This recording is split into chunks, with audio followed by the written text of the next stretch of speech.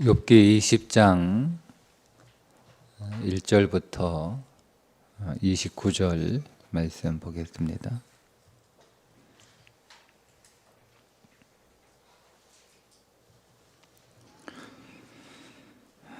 나아마 사람 소발이 대답하여 이르되 그러므로 내 초조한 마음이 나로 하여금 대답하게 하나니 이는 내 중심이 조급함이니라. 내가 나를 부끄럽게 하는 책망을 들었으므로 나의 슬기로운 마음이 나로 하여금 대답하게 하는구나. 네가 알지 못하느냐? 예로부터 사람이 이 세상에 생긴 때로부터 악인이 이긴다는 자랑도 잠시요 경건하지 못한 자의 즐거움도 잠깐이니라. 그 존귀함이 하늘에 닿고 그 머리가 구름에 미칠지라도 자기의 똥처럼 영원히 망할 것이라. 그를 본 자가 이르기를 그가 어디 있느냐 하리라. 그는 꿈같이 지나가니 다시 찾을 수 없을 것이요 밤에 보이는 환상처럼 사라지리라. 그를 본 눈이 다시 그를 보지 못할 것이요 그의 처소도 다시 그를 보지 못할 것이며 그의 아들들은 가난한 자에게 은혜를 구하겠고 그도 얻은 재물을 자기 손으로 도로 줄 것이며 그의 기골이 청년같이 강장하나 그 기세가 그와 함께 흙에 누우리라. 그는 비록 악을 달게 여겨 혀 밑에 감추며 아껴서 버리지 아니하고 입 천장에 물고 있을지라도 그의 음식이 창자 속에서 변하며 뱃속에서 독사의 쓸개가 되느니라. 그가 재물을 삼켰을지라도 토할 것은 하나님이 그의 배에서 도로 나오게 하심이니 그는 독사의 독을 빨며 뱀의 혀에 죽을 것이라. 그는 강 곧 꿀과 엉긴 젖이 흐르는 강을 보지 못할 것이요 수고하여 얻은 것을 삼키지 못하고 돌려주며 매매하여 얻은 재물로 즐거움을 삼지 못하리니 이는 그가 가난한 자를 학대하고 버렸으며 자기가 세우지 않은 집을 빼앗음이니라. 그는 마음에 평안을 알지 못하니 그가 기뻐하는 것을 하나도 보존하지 못하겠고 남기는 것이 없이 모두 먹으니 그런즉 그 행복이 오래가지 못할 것이라. 풍족할 때에도 괴로움이 이르리니 모든 재난을 주는 자의 손이 그에게 임하리라. 그가 배를 불리려 할 때에 하나님의 맹렬한 진노를 내리시리니 음식을 먹을 때에 그의 위에 비같이 쏟으시리라. 그가 철 병기를 피할 때에는 놋 화살을 쏘아 꿰뚫을 것이요 몸에서 그의 화살을 빼낸즉 번쩍번쩍하는 촉이 그의 쓸개에서 나오고 큰 두려움이 그에게 닥치느니라. 큰 어둠이 그를 위하여 예비되어 있고 사람이 피우지 않은 불이 그를 멸하며 그 장막에 남은 것을 해치리라. 하늘이 그의 죄악을 드러낼 것이요 땅이 그를 대항하여 일어날 것인즉 그의 가산이 떠나가며 하나님의 진노의 날에 끌려가리라. 이는 악인이 하나님께 받을 분깃이요 하나님이 그에게 정하신 기업이니라. 아멘. 오늘 본문은 나아마 사람 소발이 욥에게 하는 두 번째 변론의 내용인데요. 오늘 말씀을 그냥 짧게 한 문장으로 정리를 하면 악인도 번영할 수 있다. 그러나 그 악인의 번영은 잠깐이며 궁극적으로 하나님의 심판을 받아 그 악인은 망하게 될 것이다 라고 하는 내용입니다. 이 말은 한때 번영했던 욥이 한순간에 망했던 이유는 그가 악인임을 증명하는 것이다. 이런 의미가 내포되어 있습니다. 욥의 입장에서 들어보면 이 소발의 말은 억울하기 짝이 없는 말이 됩니다. 친구들은 자기가 번성하게 되는 것이 정직하고 성실하게 살아서 그렇게 얻은 것이 아니라 남의 것을 탈취한 그리고 부정한 방법으로 얻은 악인의 재물이라고 보고 있으니 억울할 것이고, 또 자기가 당하는 고난, 죄가 없는 애매히 당하는 고난임에도 불구하고 악인이 받을 고난이라고 보고 있으니 또 억울하고, 그런 그 욥의 입장에서 보면 굉장히 답답하고 또 억울한 면이 분명히 있습니다. 여러분, 그런데 뭐 앞에서 계속 그 나누었던 동일한 내용이긴 하지만 오늘 이 소발의 두 번째 변론을 통해서 생각하게 되는 게 뭐냐면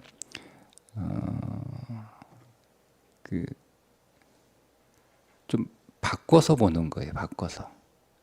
그러니까 이 친구들의 말, 특별히 오늘 본문에서 이 소발의 말은 진리예요. 진리.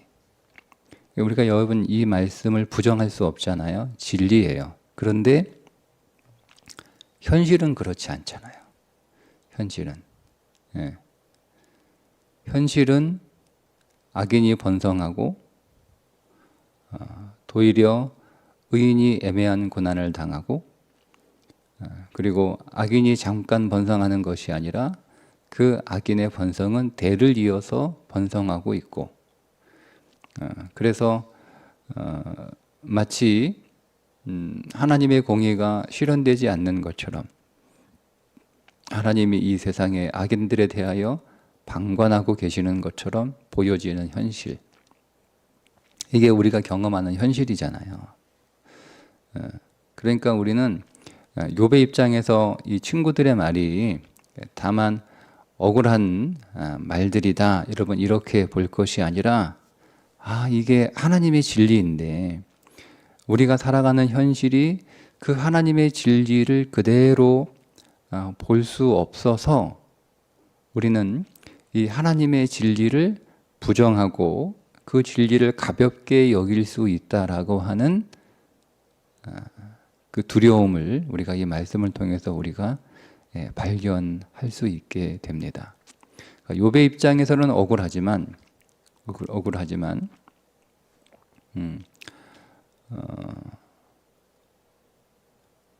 우리가 이 말씀을 진리에서 바라보면 현실은 그렇지 못한다 하더라도 명백하게 이 하나님의 말씀은 진리라는 거예요. 그러면 오늘 우리가 이 소발의 말을 통해서 우리가 이 땅에서 어떤 삶을 살아가야 되는지가 정리가 되죠. 그러니까 우리가 자칫 이 친구들의 말을 욥에게 해당되지 않는 말이라고 해서 욥이 친구들의 말을 듣고 억울하다, 그리고 도리어 그 친구들을 향해서 남의 사정도 모르고 그렇게 교과서적으로 잘 알지도 못하면서 나를 이렇게 더 힘들게 하는 너희가 하나님 앞에 온전하지 못할 것이다, 여러분 이렇게 말했다고 해서 이 친구들의 말을 모조리 우리가 무시해 버려서는 안 돼요. 그러니까 우리는 이 친구들의 말을 좀 주의 깊게 들어야 됩니다. 친구들의 말을. 우리가 자칫 욥기를 읽으면서 우리가 놓치기 쉬운 부분이 이런 부분인 것 같아요. 친구들의 말이 욥의 입장에서 억울한 말이고 또 욥의 상황과 맞지 않는 말이기 때문에 우리가 그 친구들이 했던 그 모든 말들을 그냥 가볍게 취급하는 거, 그렇게 할 수 없다는 거죠. 하나님께서 이 욥기를 통하여 우리에게 주시는 메시지가 분명히 있습니다. 그건 우리는 욥의 입장에서도 우리가 그 말씀을 들어야겠지만 또 친구들의 입장을 통해서, 친구들의 말을 통해서 들려지는 그 말씀도 우리가 진리로 우리의 삶에 비추어 볼 필요가 분명히 있다는 거죠. 단순히 우리가 욥의 입장에서만 욥기를 읽을 것이 아니라 친구들의 입장에서도 욥기를 좀 자세하게 들여다볼 필요가 있는데, 오늘 그런 의미에서 소발의 말을 우리가 좀 한번 귀 기울여 들어볼 필요가 있습니다. 먼저 소발은 1절부터 11절까지 하는 말이 뭐냐면, 악인은 번성할 수 있으나 그 번성은 지극히 일시적인 것이다 라는 내용입니다. 그래서 이렇게 문장에 이런 표현들이 등장을 하죠. 5절에 보면 악인이 이긴다는 자랑도 잠시다. 잠시. 경건하지 못한 자의 즐거움 잠깐이다. 7절에 보면 자기 똥처럼 그 존귀함이 그리고 그 머리가 하늘에 닿고 구름에 미칠지라도 그건 자기의 똥처럼 영원하지 망할 것이다. 자, 8절에 보면 그는 꿈같이 지나가니, 그러니까 꿈 같은 삶을 살아가게 될 것이다. 또 밤에 보이는 환상처럼 사라질 것이다. 이렇게 표현합니다. 그러니까 악인의 번영은 일시적이다. 여러분 이렇게 표현하고 있는 그 소발의 말은 이 땅에서 오늘 우리가 누리고 살아가는 삶은 일시적이라는 거예요. 다 잠깐, 잠시, 분토처럼, 그리고 꿈처럼, 환상처럼 그렇게 지나가는 삶이라는 거죠. 그러니까 우리가 이 땅에서의 그 삶에 너무 집착하고 마치 이 땅의 모든 삶이 영원한 것처럼, 여러분 그렇게 오늘 우리가 생각하는 어리석음에 빠져서는 안 된다라고 하는 거예요. 우리는 이 땅에서 영원히 살아가는, 이 땅에서만 잘 사는 삶을 준비하는, 잘 사는 삶을 살아가는 인생이 아니라 이 땅은 우리가 영원히 살아갈 삶을 준비하는 삶이라는 거죠. 준비하는 삶.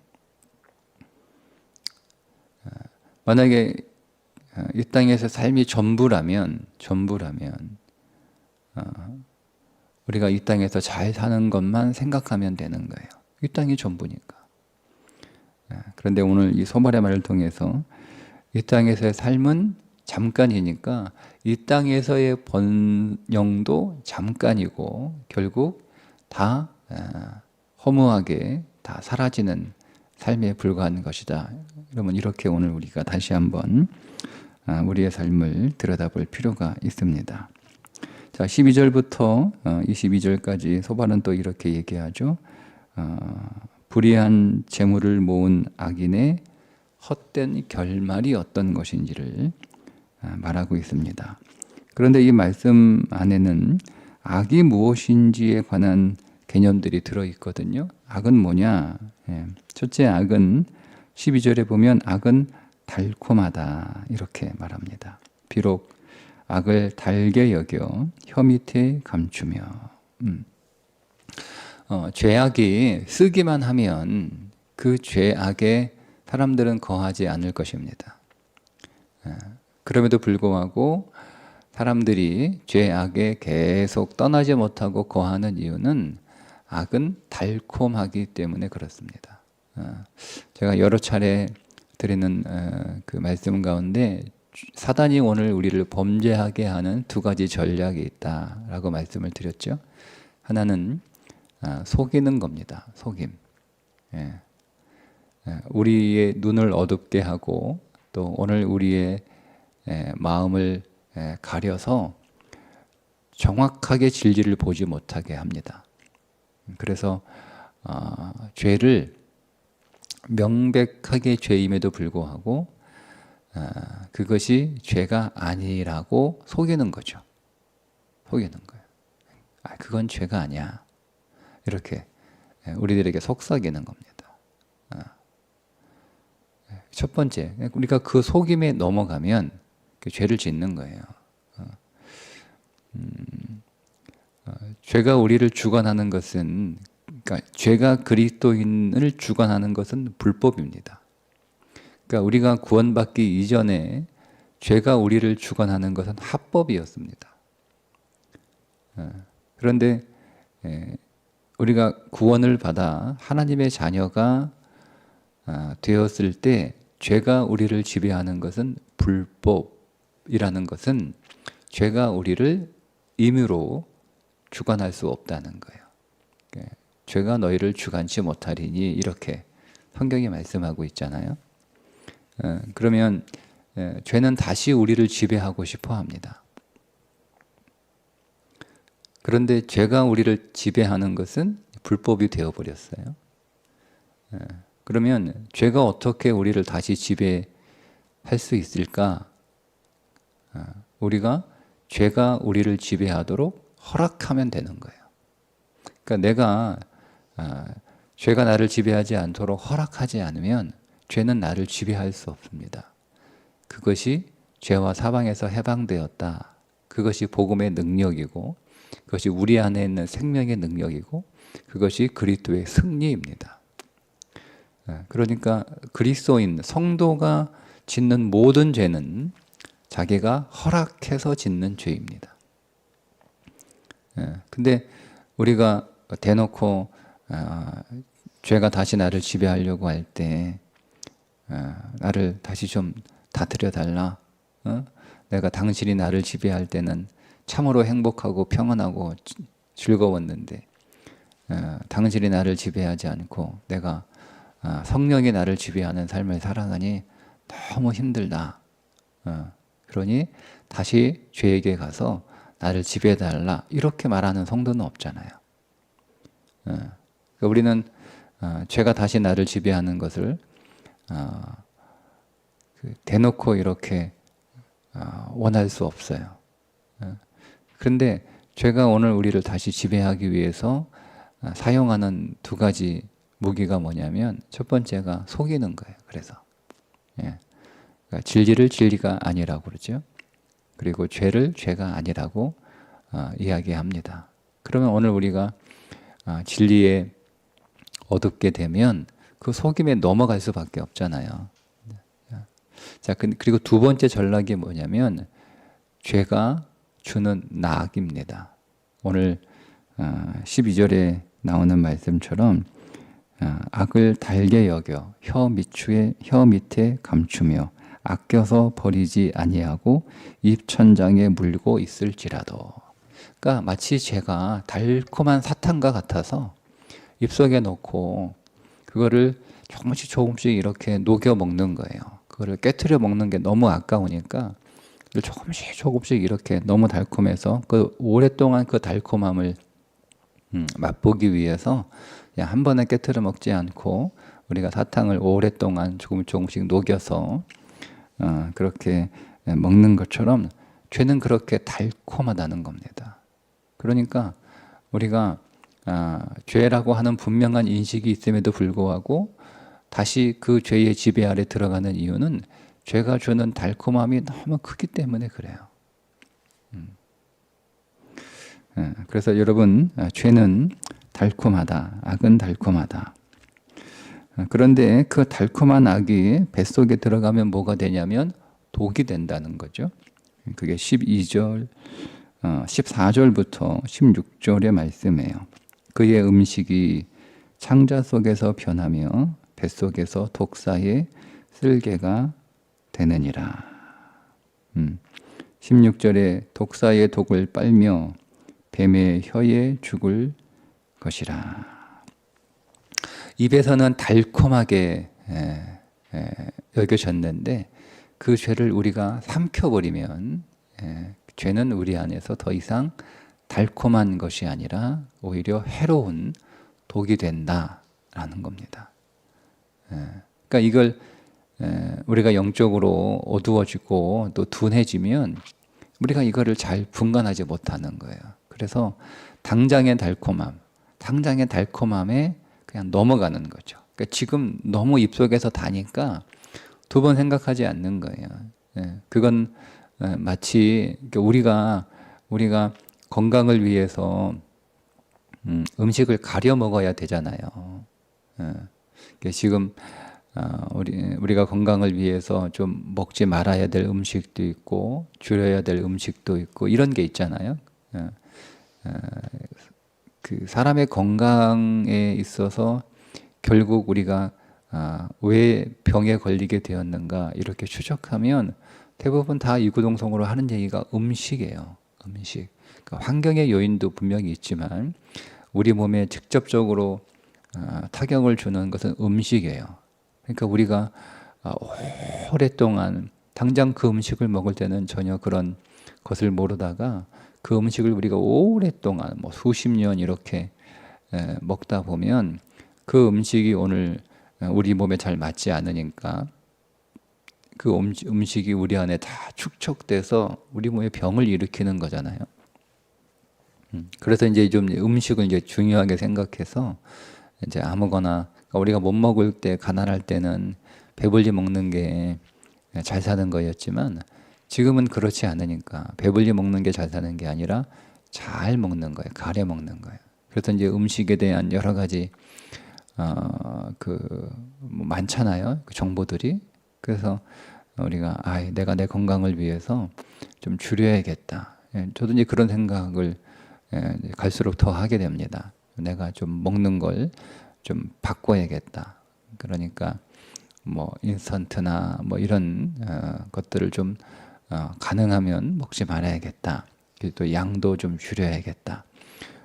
육식도 할 수 있으면 많이 줄여야겠다. 그러니까 이런 생각을 하면서도 당장 내 눈앞에 맛있는 음식이 있으면 막 라면도 먹고 싶고 뭐 고기도 먹고 싶고 그렇단 말이에요. 이게 참아내기가 어려워요. 그러니까 뭐 어떻게 되든 뭐 한 번 먹는다고 뭐 그게 큰 해가 되겠어? 이렇게 하고 이제 우리가 덥석 먹잖아요. 그죠?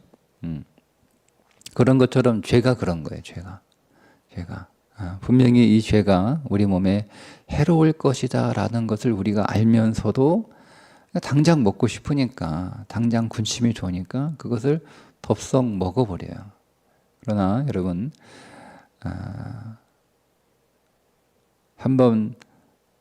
그냥 한 번 먹는 거 뭐 얼마나 크게 해롭겠어 여러분 이렇게 우리가 생각하는 것처럼 그러나 그렇지 않거든요. 그런 것처럼 여러분 죄도 마찬가지. 우리가 먹을 때는 당장 달콤해서 그 유혹에 못 이겨 덥석 죄를 물지만 그러나 그것이 우리 뱃속에 들어가면 반드시 독이 된다는 거예요. 그런데 이제 우리가 그것을 알면서도 죄를 버리지 못하는 이유가 뭐냐? 그건 우리 마음의 탐욕에서 죄가 시작됐기 때문에 그렇다. 그렇죠?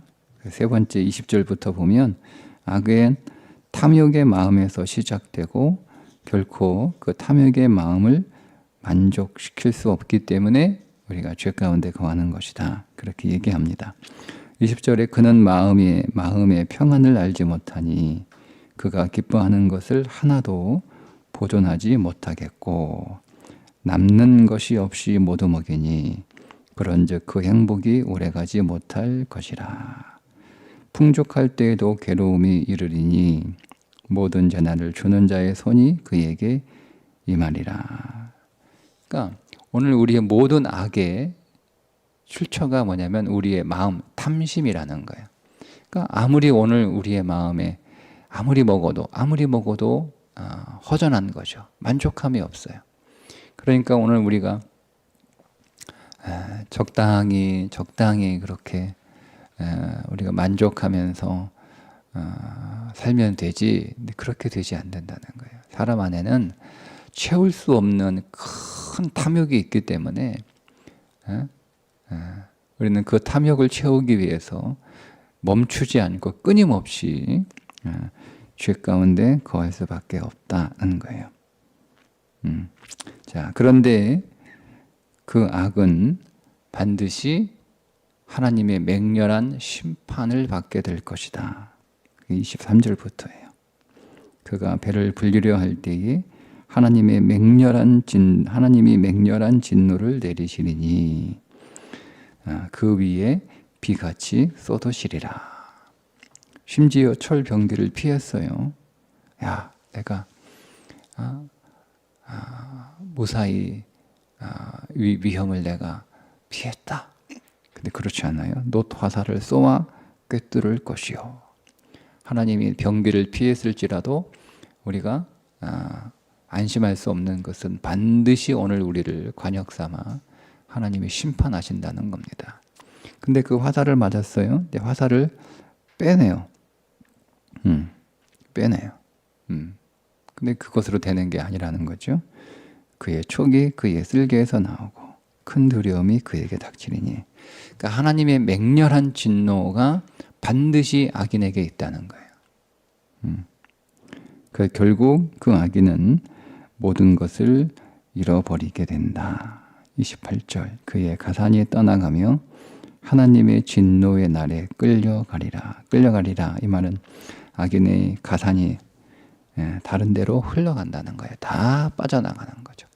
그러니까 평생을 그렇게 악인으로 살면서 이 땅에서 번영하는 것처럼 보이지만 결국 악으로 번 모든 번영들은 다 빠져나간다 하는 거예요. 예. 이것이 소발이 주는 악에 대한 교훈입니다. 그러니까 우리가 여러분 이 부분들을 우리가 유심히 볼 필요가 있어요. 우리가 다시 말씀드리지만 우리가 잘못하면 이 친구들의 말을 가볍게 흘려보낼 수 있는데 절대 그렇게 되면 안 돼요. 욥에게 해당되지 않을지라도 우리가 제가 지난번 말씀드린 것처럼 나에게는 해당되는 말씀일 수 있다는 거죠.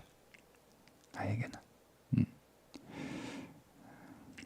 그러니 오늘 우리가 성령 안에서 깨어 칭의, 의롭다라고 여김을 받는 것으로 끝내지 말고, 제가 지난 금요일날 그렇게 말씀을 드렸는데요. 칭의의 수준에서 모든 그리스도인은 의의 차이가 없어요. 하나님께서 내가 그리스도 안에서 의롭다 여기실 때는 저의 의나 여러분의 의나 6, 70년 교회 다닌 사람들의 의나 방금 교회 다닌 사람의 의나 차이가 없단 말이야. 칭의에는 차이가 없어요. 그죠?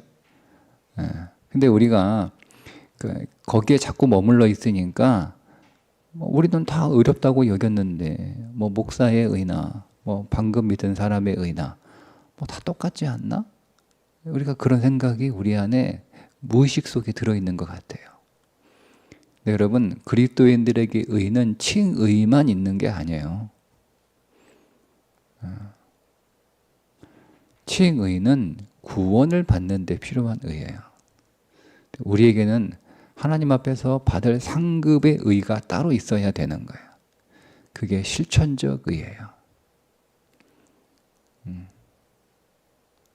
우리가 여러분 이것을 정확하게 우리 안에서 정리하지 못하면 그냥 예수 믿고 칭의 수준에 다 머물러 있는 거예요. 처음부터. 그럼 우리가 하나님 앞에 내놓을 의의가 없어요. 칭의 말고는. 여러분 이게 속는 거죠. 사탄한테 속는 거예요. 너 의롭다고 하나님이 하시니까 너 의로운 거야. 성경에 의롭다라고 그렇게 말씀하고 있잖아. 너 이리 와. 너 이리 와. 너는 이제 더 이상 죄가 없어. 너는 의로운 자야. 맞아요. 틀린 말 아니에요. 근데 그게 칭의라니까요. 칭의. 의롭다 여김을 받는 거예요. 그냥. 그건 다 똑같은 의예요. 그러나 우리는 반드시 하나님 앞에 설 때 칭의로 서지 않아요. 우리는 실천적 의, 내가 이 땅에서 얼마나 거룩하고 얼마나 순결하고 얼마나 정결하게 살았는가. 내가 하나님의 말씀에 순종하고 그래서 칭의의 수준이 아니라 내 안에 주관적인 의. 근데 이 의는 다 달라요. 칭의는 다 여러분 똑같지만 우리 안에 실천적 의는 다 달라요. 그래서 저의 의로움이 다르고 여러분의 의로움이 달라요. 그래서 칭의의 수준은 뭐 목사나 뭐 수십 년 믿은 사람이나 방금 구원받은 사람이나 차이가 없지만 실천적 의는 차이가 다 달라요. 그래서 심지어 예수 믿지 얼마 되지 않은 사람들의 의가 목사의 의보다 더 나을 수 있어요.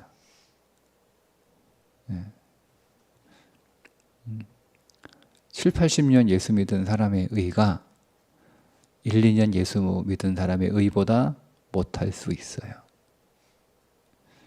우리가 그 부분을 여러분 잘 보셔야 됩니다.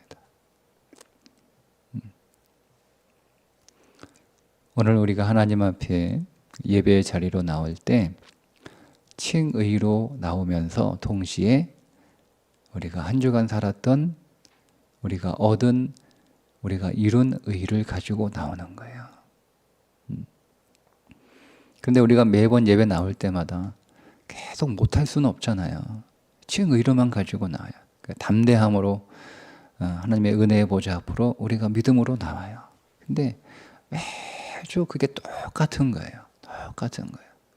우리가 지난주보다 이번 주 나올 때는 좀 더 나은 모습으로 나와야 되는데 매주 똑같은 거예요. 매주. 그렇기 때문에 오늘 우리의 예배가 능력이 없고 생명이 없는 것은 아닐까.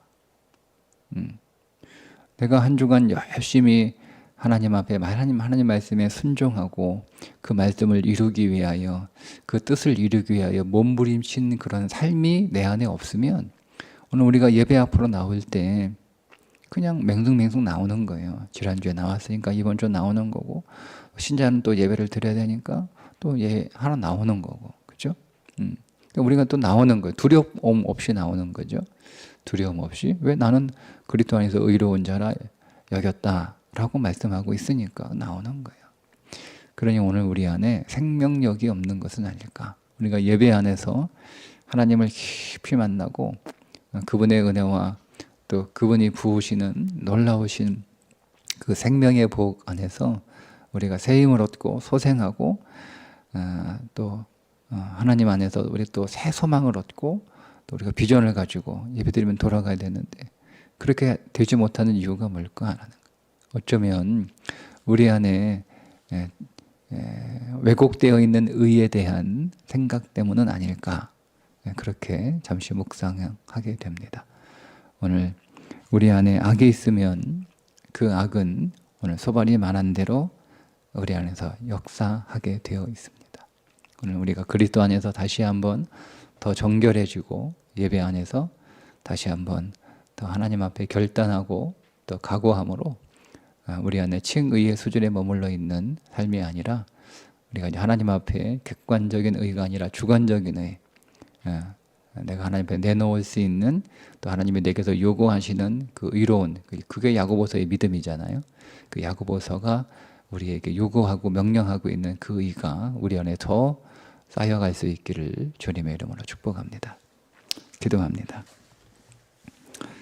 하나님, 오늘 우리가 이 땅에서의 삶이 전부가 아니라 잠시 있다가 떠나야 되는 삶인 것을 항상 기억하게 하여 주셔서 우리가 하나님 앞에 서게 될 때 무엇을 가지고 나아가야 될지, 하나님께서 오늘 우리의 삶을 저울하실 때 그 저울 위에 무엇을 올려놓아야 될지, 하나님이 기뻐하시고 원하시는 것을 우리가 이 땅에서 잘 준비하고 쌓아서 하나님 앞에 내놓을 수 있는 믿음의 삶을 살게 하여 주옵소서. 오늘 우리를 거룩하다, 의롭다 인정하신 주님 감사합니다. 이제는 우리 안에 칭의만이 아니라 우리가 말씀에 순종하여 우리가 얻은 의를 하나님 앞에 내놓을 수 있는 믿음의 삶을 살아가는 자들이 되게 하여 주시고, 그 의로운 삶을 살기 위하여 오늘 주일 주 앞에 나와 새 힘을 얻고 우리의 심령을 더 강하게 하여 이 땅 위에서 모든 죄악을 이기고 더 거룩하고 성결한 자로 살아가는 우리들이 되게 해 주옵소서. 예수님의 이름으로 기도합니다. 아멘.